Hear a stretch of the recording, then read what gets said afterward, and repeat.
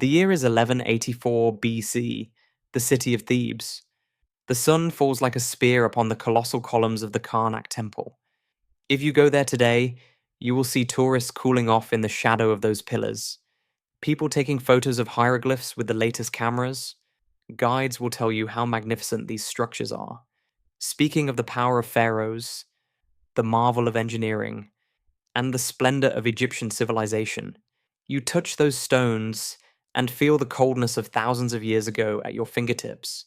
What you see is civilization, art, and respect for the gods. But if those stones could speak, the story they would tell you would not be of the pharaoh's victories or architectural triumphs. Those stones would tell you of the silent screams that echoed in the flickering shadows of oil lamps when night fell and the temple doors were shut. Today, right here, we are going to talk about a crime against humanity hidden behind history's most magnificent showcase, a systematic nightmare covered in gold dust and sacred tradition tales. If you believe that history does not consist only of fables written by the winners, and that there are tears of the innocent in the mortar of magnificent monuments, you are in the right place. Our story begins with a 10-year-old girl named Iset. Iset was a child living in her own little world in a humble, mud brick house on the west bank of the Nile. Her father, Hori, was a stern but hard-working farmer. Her mother, Tia, was a woman with calloused hands who washed clothes by the river and baked bread all day. Iset's life was simple, chasing geese by the river in the mornings, helping her mother, and listening to old stories told by her father under the stars in the evenings. But that year, the Nile had not been as generous as expected. The waters did not rise enough during the Great Inundation. The fields were not saturated. The harvest was scorched, and the earth had cracked. Iset's father could not pay the debt for the seed grain he had taken from the temple at planting time. In Egypt, temples were not just places of prayer. They were the giant banks, ruthless tax officers, and largest landowners of the day. And the priests of the temple of Amun were not as patient about collecting their dues as the gods they worshipped. The debt had to be paid, either with silver, with grain, or with blood. Iset never forgot that morning. Her father had dressed her in her cleanest dress and combed her hair with care. Iset thought this was a holiday visit. "You are a chosen one, Iset," her father had said, his voice trembling. "The gods are accepting you into their home. There, you will never go hungry. You will not work under the sun. You will have a sacred life." It was impossible for a 10-year-old child to fully understand that evasive look in her father's eyes, the shame, the head bowed low, and the trembling hands. When they arrived at the colossal gate of Karnak, which reached for the skies and made a human feel like an insect, Iset held her father's hand tighter. The priests at the gate were men in white linen, clean-faced but with cold eyes. As they took custody of Iset, they handed her father a clay tablet, a receipt. Yes, you heard that right. A simple, bureaucratic document stating that a debt of 10 sacks of grain was wiped out in exchange for a girl child. As Iset watched her father turn his back and walk away, and watched those massive cedar doors plated in bronze close with a thunderous noise, she did not yet know that her childhood had remained behind those doors as well. The only thing she felt at that moment was that huge, cold lump sitting in her stomach and the sharp pain of abandonment. From the moment she stepped inside, Iset's senses were under attack. After the dusty, noisy, and hot air outside, the interior of the temple was cool, dark, and smelled heavy. The scent of myrrh, frankincense, burnt oil, and stale flowers that had permeated the walls for centuries burned her throat. The priests did not say, "Welcome" to her. They did not pat her head. They did not call her by her name. They dumped her like an object beside the other girls. Children just like her, eyes swollen from crying, gathered from Nubia, Libya, or the villages of Egypt. All of these girls were to become the temple's sacred servants. Sounds elegant and spiritual, doesn't it? But the truth lying beneath this title was savage enough to shatter a child's soul. cruel enough to turn a human into a living corpse. The first destruction began in the place they called the Purification Room, where the stone walls were green with dampness. This was a dim room, blackened by torch soot, with a pool full of ice-cold water in the center. The priest said, "You cannot appear before God with worldly filth. You will leave the dust of your past here," and ripped away that simple linen dress Iset was wearing, the last piece sewn by her mother's hands, carrying the scent of her home. Nakedness is the ultimate point of vulnerability and helplessness for a child. When Iset, trembling with shame, crossed her arms over her chest to protect herself, an old priestess harshly slapped her hands down. "You have nothing to hide," the woman said, her voice like a whip echoing off the stone walls. "This body no longer belongs to you. It is the property of Amun property, does not feel shame." As the ice-cold water was poured over her head again and again, leaving her breathless, Iset began to cry. But even tears were not allowed. Crying was seen as a rebellion against the god, ingratitude for the grace offered. "Wipe your tears," they said. "Servants do not cry." Then came the turn of the most tangible part of identity, the hair. In Egypt, hair was a woman's, an individual's most important ornament, status, and part of her personality. Iset's long black hair, which fell to her shoulders and which her mother combed and braided every morning, was her pride. When one of the priests approached with a curved, cold bronze razor in his hand, Iset tried to pull back in panic. Two strong hands pressed down on her shoulders and forced her to the ground, to the hard stone floor, onto her knees. The scraping sound the bronze blade made on her scalp was a sound Iset would never erase from her ears for as long as she lived. With every lock of hair that fell to the wet floor, another memory from Iset's past was torn away. As that hair, stroked by her mother and blown by the wind, lay lifeless on the floor in a black heap, Iset did not dare to look in the mirror.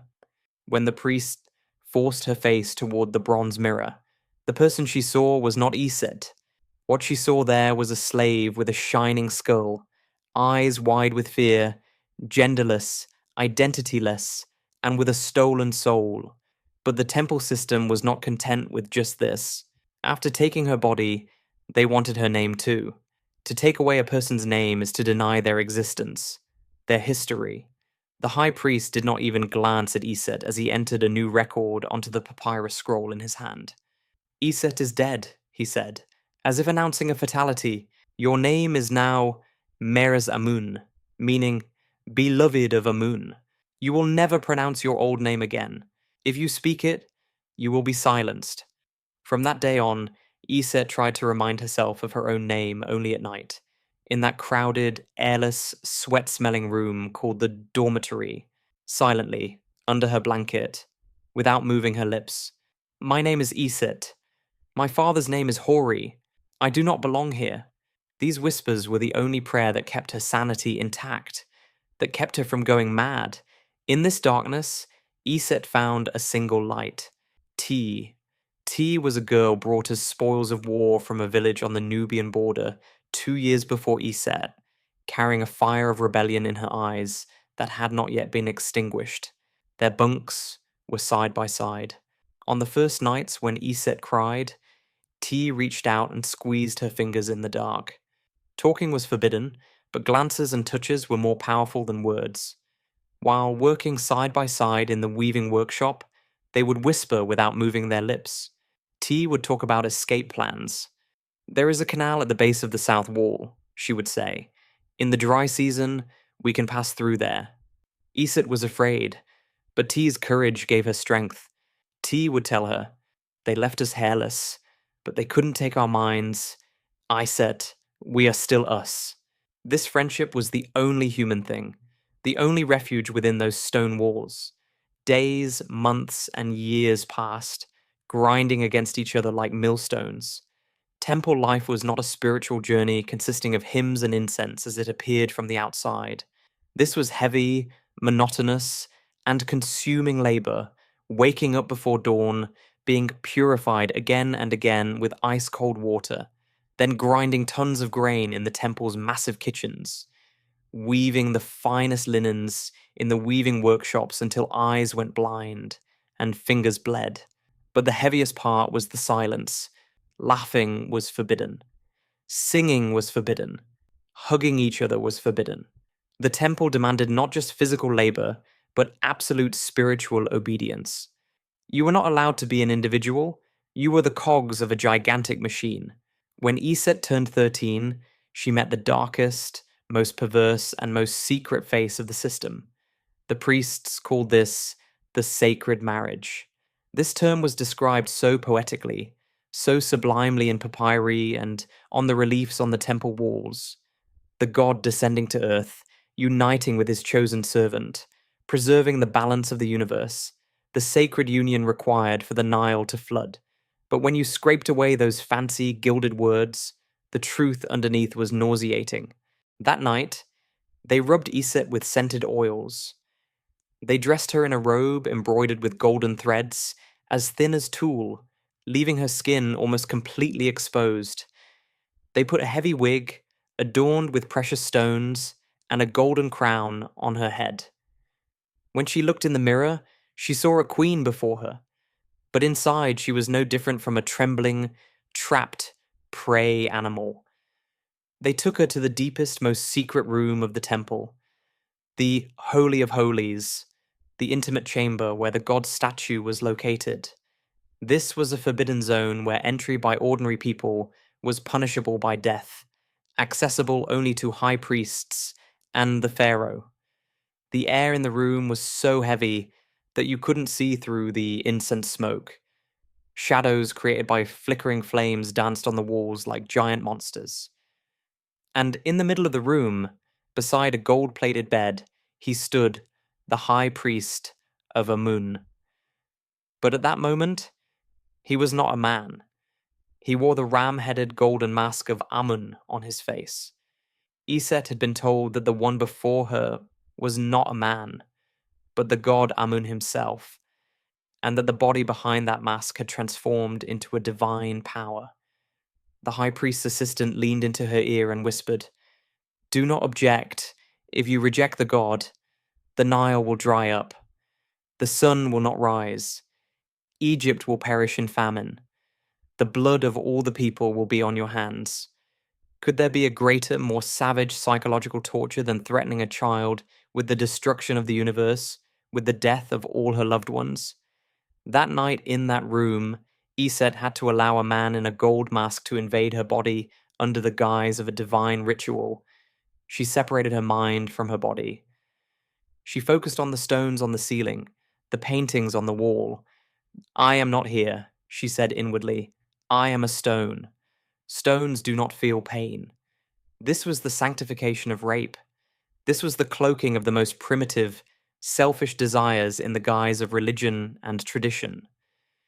When she walked out of that room in the morning, Iset was no longer that innocent girl. She was walking, breathing, but the light in her eyes had gone out. A part of her soul had died in that room. When she met T in the temple courtyard, T asked nothing. She just took Iset's hand and looked into that deep, dark void in her eyes, because she knew too. She had been in that room too. She had met that masked god too. This was a silent, shameful, heavy secret shared by all the women there. A few months later, the time for the great Opet festival arrived. Outside, the temple was chaotic. The people were beating drums, singing songs. Dancing crowds had poured into the streets to watch the procession of the god statues. Sounds of joy, laughter, and music were surmounting the high walls of the temple, and leaking inside Iset and T were watching outside from the small, barred window of the weaving room. That freedom outside, that simple happiness, was so close to them yet so far away, T could not take it anymore. "I am going, Iset," she said, her eyes shining. "Tonight, in the confusion of the festival, I will escape. You come too." Iset was afraid she couldn't do it. T left that night, and towards morning, a terrible scream was heard in the courtyard. Tai had been caught. The priests dragged her to the center of the courtyard. They didn't beat her. They didn't shout. They did worse. They threw her into the cell of silence. When Tai came out of there 3 weeks later, she was no longer that rebellious girl. Her gaze was empty. She had stopped speaking completely. Her spirit was broken. She never held Iset's hand again. A few months later, it was said she was summoned to the side of the gods, and she disappeared. Iset never even learned where her friend was buried. And then, the inevitable biological consequence of this nightmare arrived. Iset became pregnant.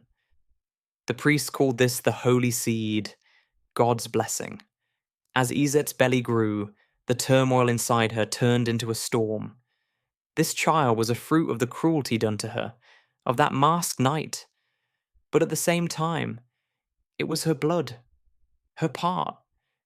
Perhaps within these cold stone walls, this was the only thing that truly belonged to her.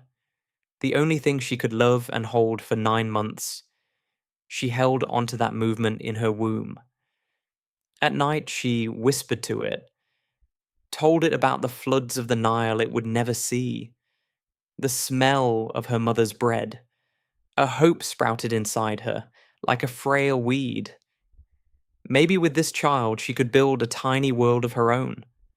But the temple would not share its property with anyone. When labor pains began, they took Iset to a room called the Mamisi, birth house, decorated with frightening images of the birth god Bez.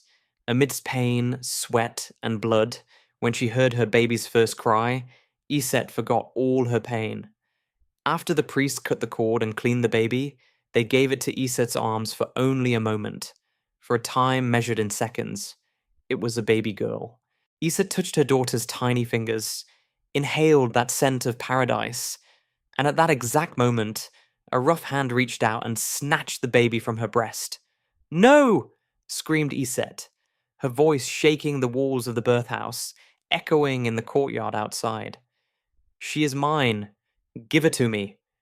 The priest, without a shred of emotion on his face, without the slightest sign of mercy, wrapped the baby in a harsh cloth and headed for the door. "She is the daughter of Amun," he said in a cold, metallic voice. "What comes from the god, we give back to the god. Your duty is done, Amun. Now rest. You will serve again soon." Iset tried to get up from the bed, fell to the floor in blood, tried to crawl to the door, but the midwives held her back. Her baby's crying echoed down the corridor, fading, fading, and finally ceased completely with the closing of a heavy door. The scream Iset let out that day permeated the stones of the temple, but no one heard. The right to motherhood had been erased like an erroneous entry, deleted from an inventory ledger, like a debt wiped from a merchant's book. Her child, if a girl, would be raised to be a servant, just like her mother. If a boy, he would become a part of that cruel system, a priest. This was a horrific cycle that fed itself. Victims gave birth to new victims and new executioners. Years passed. Iset grew old and rotted within the stone walls of the temple. Her body collapsed from heavy labor, malnutrition, and successive births. Her hair, that hair never allowed to grow, now came out grey when shaved. The calluses on her hands had ossified. Sometimes in the temple courtyard, she would see young girls, newly arrived children, eyes full of fear, hair freshly shaved. Crying as she looked at them, her heart would clench. She wondered which one was her daughter, which one was her granddaughter. She searched for someone of her own blood in that crowd, but she never knew. She could never approach them and say, "Don't be afraid, I am your mother," because that meant death. The vow of silence could not be broken, Iset, and thousands of women like her buried not only their bodies, but their minds, their memories, their laughter, and their futures in that temple. However, the human spirit refuses to completely vanish, no matter how crushed it is. In the last days of her life, lying sick and exhausted, Iset found a small crack in the wall in a dark corridor of the temple used as a storage room, where no one visited. With a sharp piece of stone she'd found, she began to carve something into that hard limestone with hands that had secretly learned to write hieroglyphs. This was forbidden. The punishment was death, but she no longer cared. With trembling hands, in simple, crude lines, she carved this sentence: "My name is Iset, daughter of my father Hori. I lived. Do not forget me." This was not a prayer. This was not a plea to a god. This was a letter left to the future, a proof of existence, a challenge. It was the indelible truth carved by a woman's fingernails against the priest's gold-plated history full of lies. When Iset died, no ceremony was held. No one cried for her. Her body was thrown into the nameless cemetery behind the temple, into that pauper's pit at the edge of the desert, beside hundreds of other servants. Lime was poured over it, and the earth was hastily covered. In the official records, it was written, Meres Amun, servant, died of natural causes. But the truth remained hidden on the wall of that dark corridor, in that small, frail scratching today. When you go to those temples, pause for a moment before getting carried away by the heroic stories told by guides, by the victories of pharaohs. Touch those colossal columns, those magnificent statues, that awe-inspiring art. And remember Iset, remember T, remember those women whose hair was forcibly shaved, whose names were taken, who were abused under the name of sacred, and whose children were stolen from their arms. Because history is not just the story of those who erected the monuments, but also of those crushed in the shadow of those monuments, those who carried those stones on their backs. When we look at those stones with admiration, we are actually touring a crime scene. We, as Crimson historians, will continue to delve into the depths of dusty archives to bring to light these bitter truths that are covered up, swept under the rug, and hidden by the mask of sacred tradition. If watching this video has awakened anger, sadness, and a curiosity for the truth inside you, this is just the beginning. Because there are thousands more silent screams to be told, thousands of unfinished stories waiting beneath the sands. We need your support so that these voices can ring louder, so that the stories of forgotten women like Iset can reach millions, and so that we can confront this dark face of history. Please like the video and subscribe to the channel, and share your thoughts in the comments. Do you think there are still similar institutionalized cruelties hidden under the names of sanctity, tradition, or necessity in the modern world? Come, let's discuss below. Remember, the past is never truly dead. It only waits for someone to dig it out from under the earth and tell it with courage. See you in the next video, in another dark corridor of history. Stay in pursuit of the truth. Goodbye.